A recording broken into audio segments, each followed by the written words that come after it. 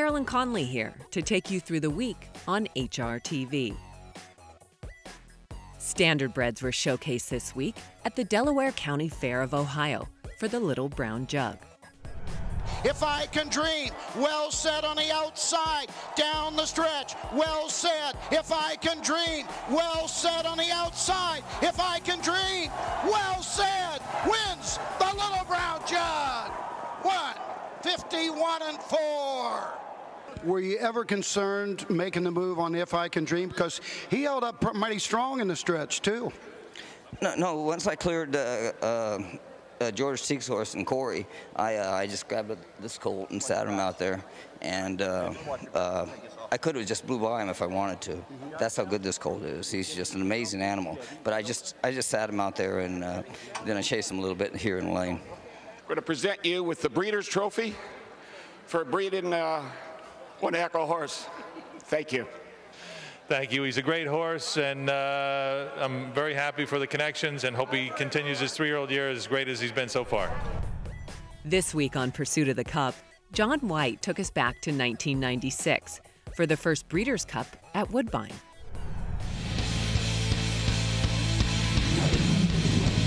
In 1996, the Breeders' Cup became a truly international event when it was held in Canada at Woodbine. It was the first time that the Breeders' Cup had not been decided on United States soil. In another first, trainer Janine Sahadi became the first female trainer to win a Breeders' Cup race, settling lead adjustees for an explosive come-from-behind victory in the sprint. Lead adjustees, a great blur in the stretch. It's lead adjustees, the last to first winner of the sprint. DeHaas won the Breeders' Cup Mile at Woodbine for trainer Michael Dickinson. It's the American DeHaas with the 2-length lead. 2 years later, DeHaas would win a second Breeders' Cup Mile at Churchill Downs.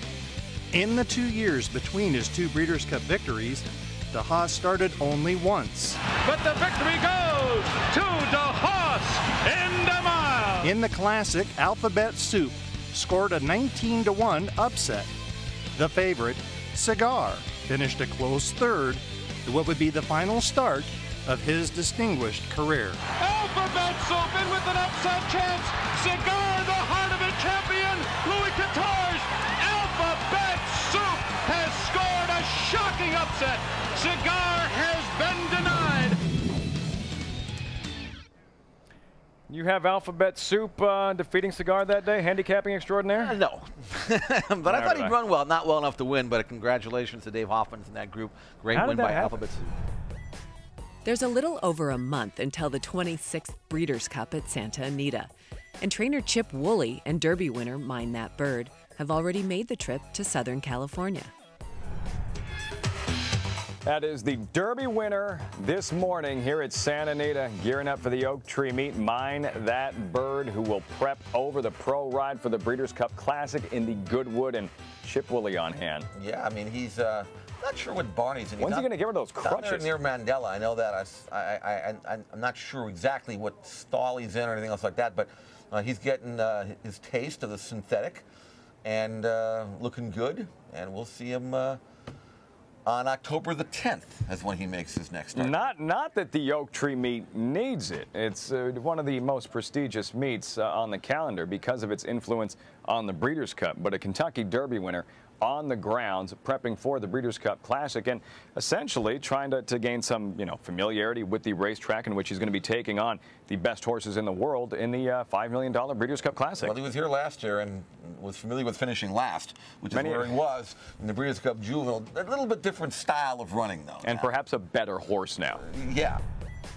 From a 50-1 Derby winner to the Wynn Las Vegas's future odds for next year's Run for the Roses. But I checked the calendar, and I was told to ask you about the Kentucky Derby future book. Are you kidding me this early, really?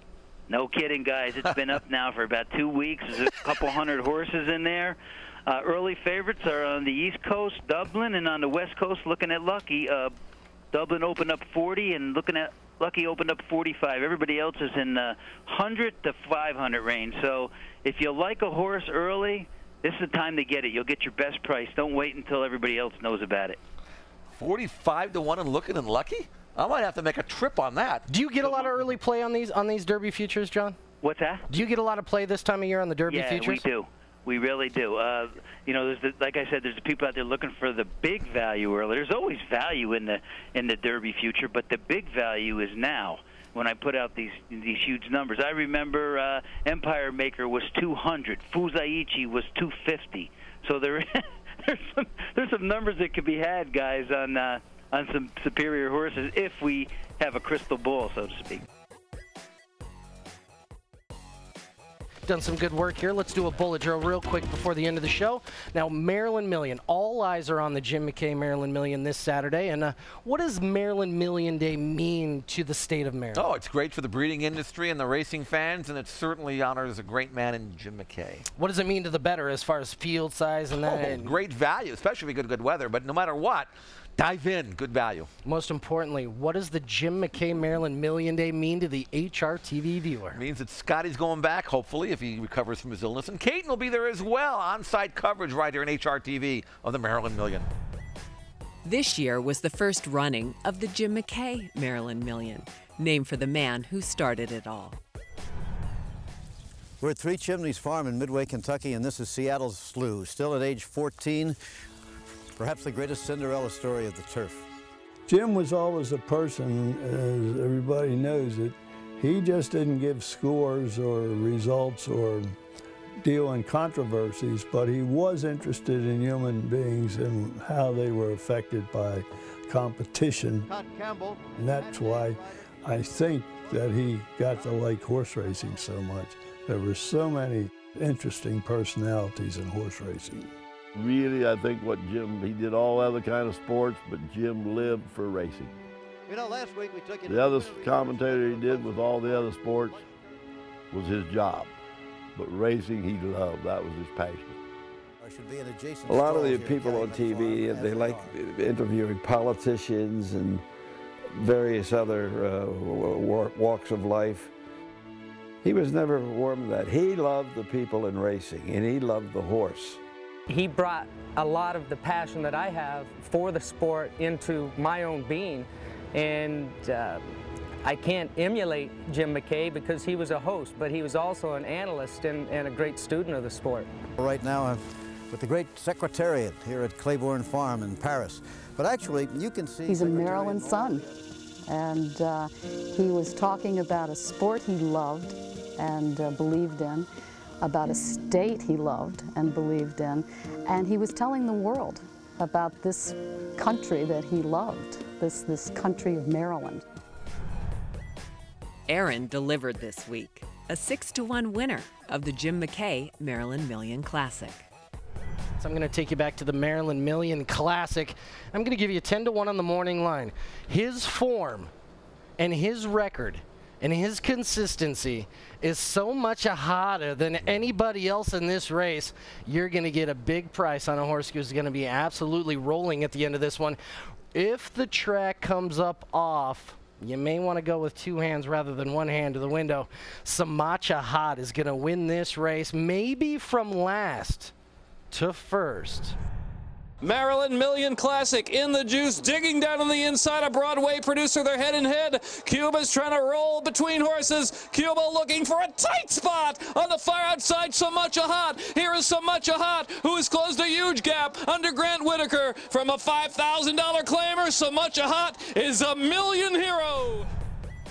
Caton Bradar and Dick Girardi were live at Laurel for the 24th Maryland Million Day, and Caton caught up with the Classic winning trainer. He did have the luck, but he also had that late kick at the stretch, and I know that's his trademark, but at the same time, what were you thinking when you watched this race unfold, and at the top of the lane he was still a bit out of it? When I saw those fractions, I said, I'm home. I just want you to run back to the win and bet more money, because I know when those first three fractions, I said right over there and told my dad, I said, we are home. Because this horse, you won 46 and change or something, you know, he's going to win. They can't hold up that speed, and that kick. On Preakness Day, we come in with 33-3. I mean, 3/8 a mile. The nominated horses in Maryland can do that. So, I mean, the thing is, give it a shot next year. Lightning can strike again for sure. In the meantime, you enjoy the victory with Sumacha Hot. And which funny story, we had some fans stop by earlier, and he was one of the favorites when the betting opened. And somebody said, the trainer's wife told us this horse couldn't lose. And you said...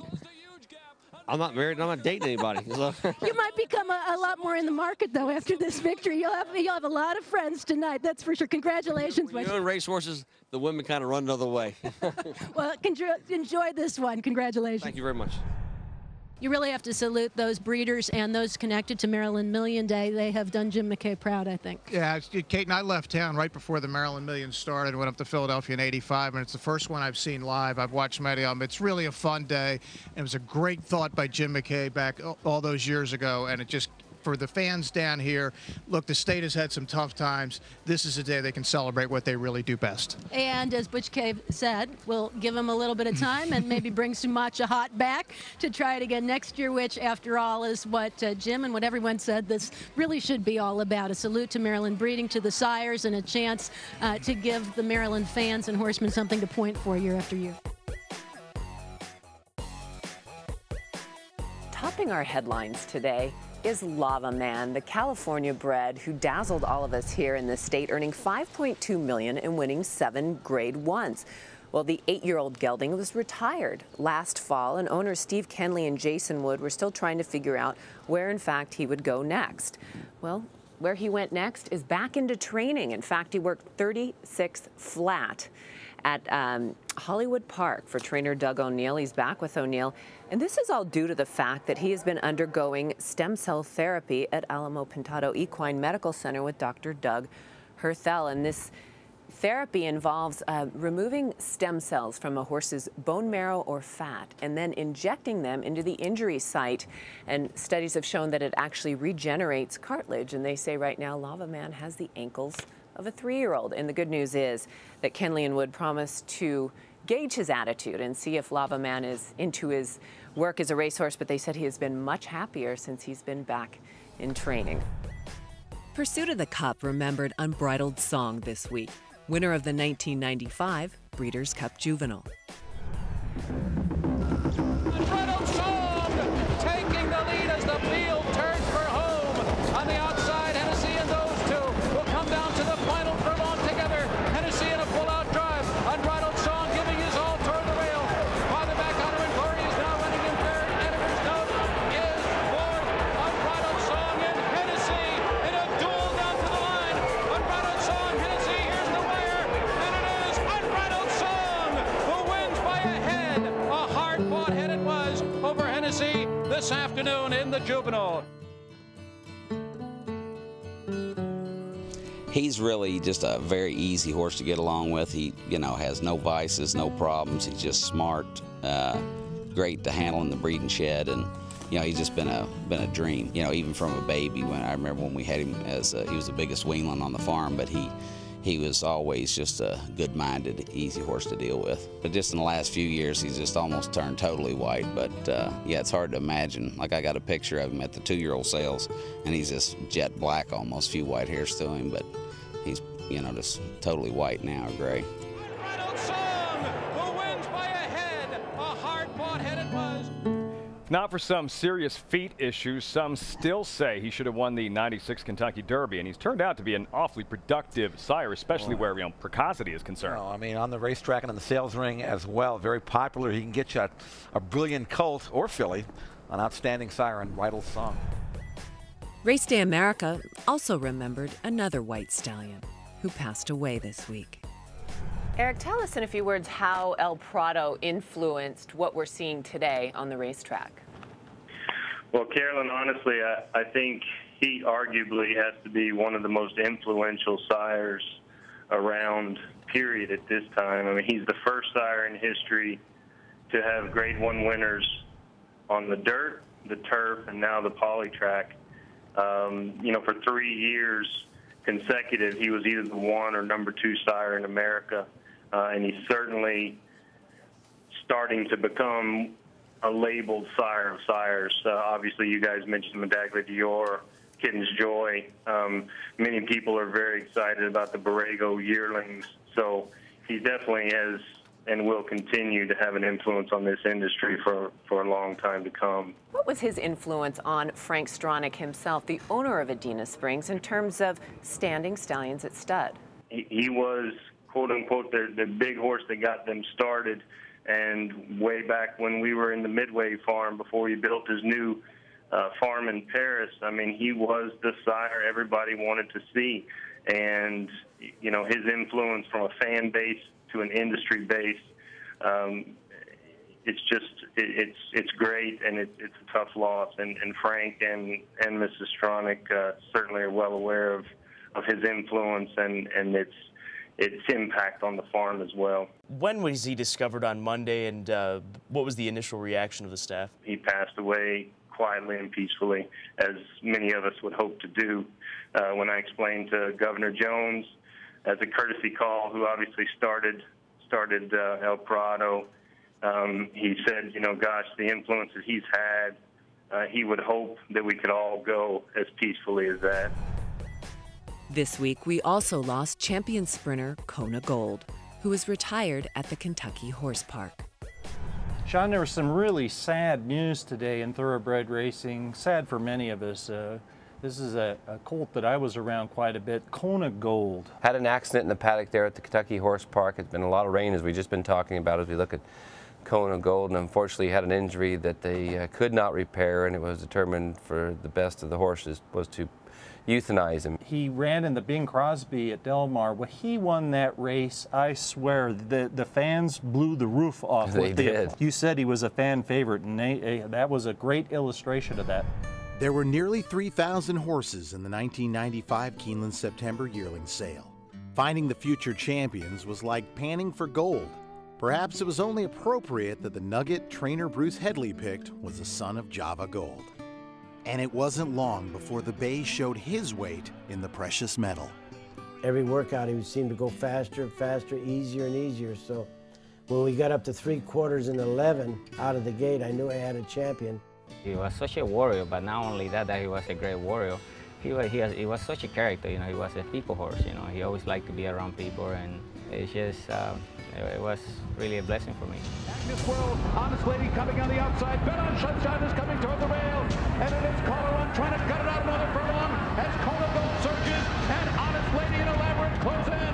It's Kona Gold in front, and Kona Gold has won it by a diminishing half a length as the filly Honest Lady charges up to be second. Bet on Sunshine was third, and the time, a new Breeders' Cup, a new Churchill Downs track record, a sensational 1:07.3. One of the things that I did to honor Kona Gold is when we won the Breeders' Cup and he broke the track record, I bought a 911 Porsche and I make sure that in my license plate it said Kona Gold 107. I still have it.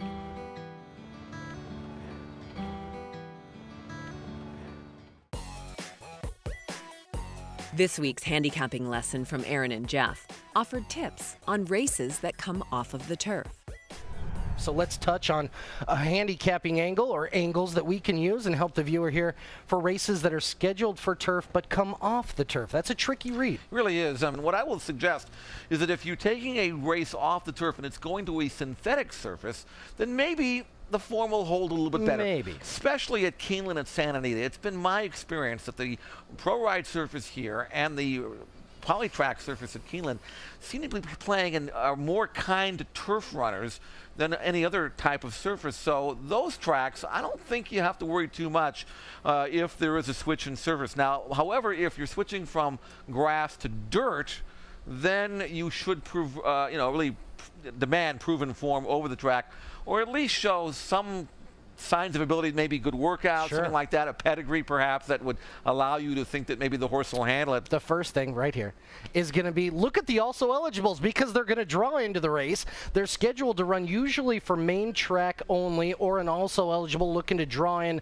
with scratches. Now Connections play this game and enter races hopefully they come off the turf. If the connections get their wish, usually those also eligible, especially the main track only horses, run well. Another thing, Jeff, you touched on this. Now look at breeding. If a horse has never tried an off track but has the breeding to be successful on such, you may find a decent price if you dig deep enough in something like that. Now also look at the track condition.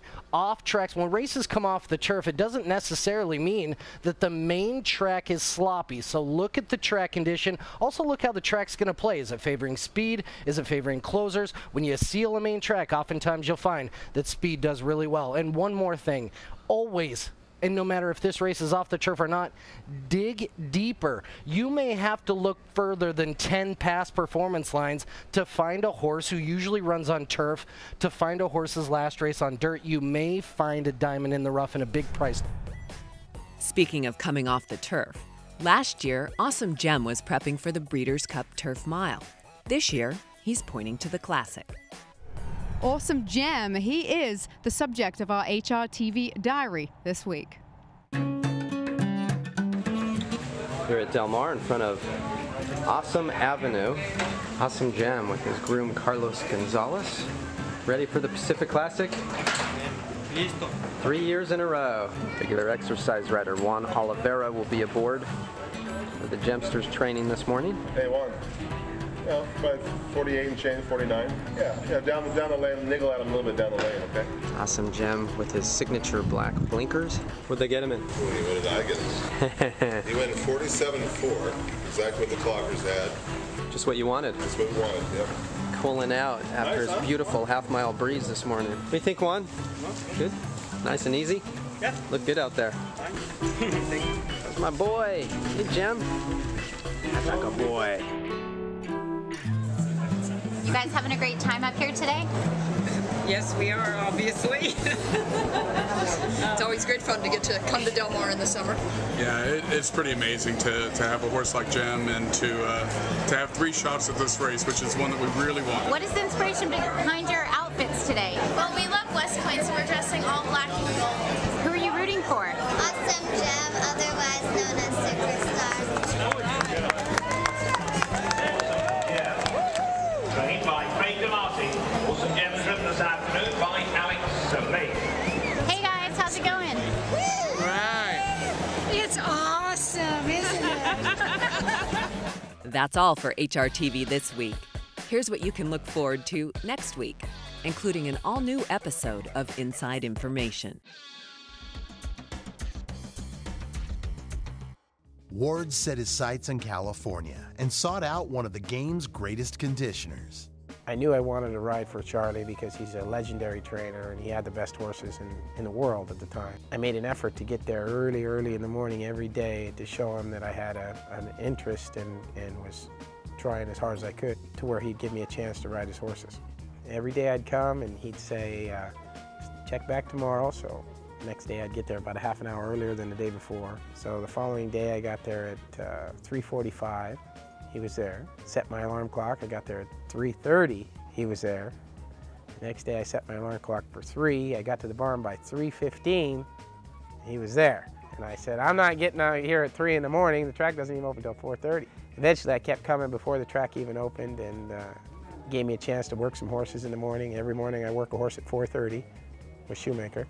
And after about a month of doing that, he gave me a chance and I started to ride a lot of horses for him.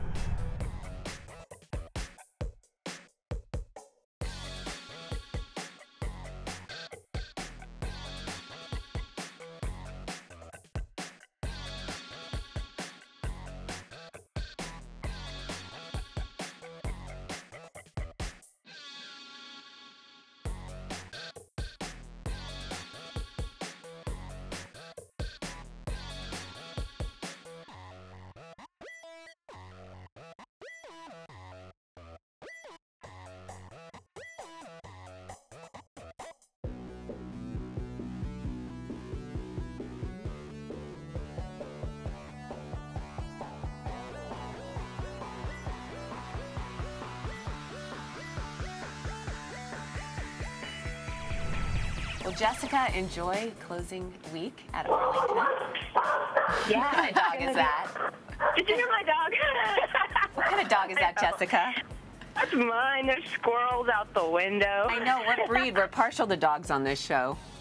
He's an Australian cattle dog. Ah, nice. Yeah, he's awesome. His name's Harlan. He travels around from city to city with me. So he's getting ready to, I told him to pack up his toys. We're heading back to New Orleans.